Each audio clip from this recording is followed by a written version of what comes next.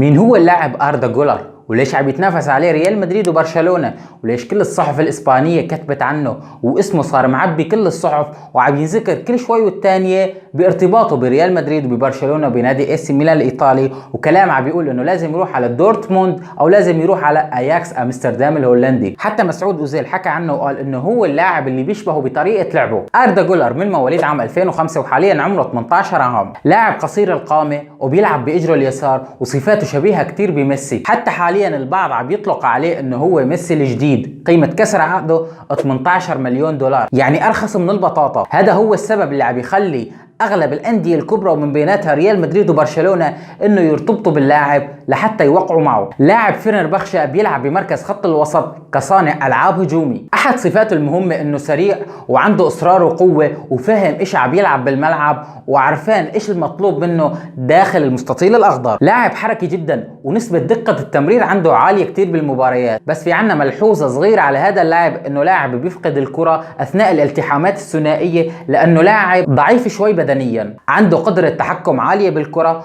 وقدمه جيده كتير في التسديد. المهم صفات اللاعب اكبر من عمره. ومدربه في الاكاديميه، هذا المدرب اللي كان عم يدرب كذا سنه في نادي بورتو في البرتغال، صرح عنه وقال انه ما شاف هو عم يدرب بالاكاديميه مواهب مثل موهبته. أردا جولر لعب بجميع المسابقات ب 32 مباراه، 11 مباراه كان فيهم اساسي، سجل 6 اهداف وصنع 5 اهداف. حاليا بنروح للسؤال الاهم، مين بيحتاج اللاعب اكثر، ريال مدريد ام برشلونه؟ بالنسبه لريال مدريد، اللاعب اذا راح لريال مدريد فمسيرته ما راح تتطور بالشكل المثالي، لان شفنا لاعبين كتير مثله ومثل صفاته راحوا على ريال مدريد، اولهم اوديغارد، ما استفادوا بطريقه لعب ريال مدريد وبالمنظومه اللي بيلعب فيها ريال مدريد. غير انه ريال مدريد صار عنده لعيبه كتار بخط الوسط ومكانه كاساسي بالفريق يمكن يكون معدوم. اما ماليا فريال مدريد مرتاح كتير وقادر يدفع 18 مليون دولار ويكسر عقد اللاعب وياخده كاعاره لحتى ينضج ويصير قادر يلعب بمنظومة ريال مدريد. ومن طرف برشلونة فبرشلونة محتاج كتير اللاعب، لأنه لاعب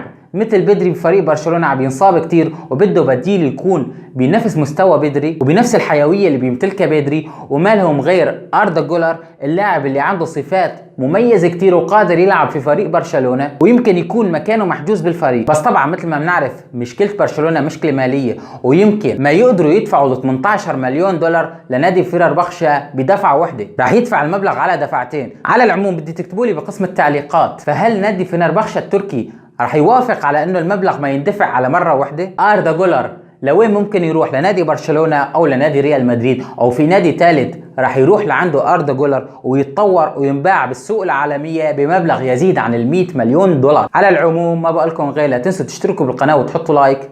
سلام.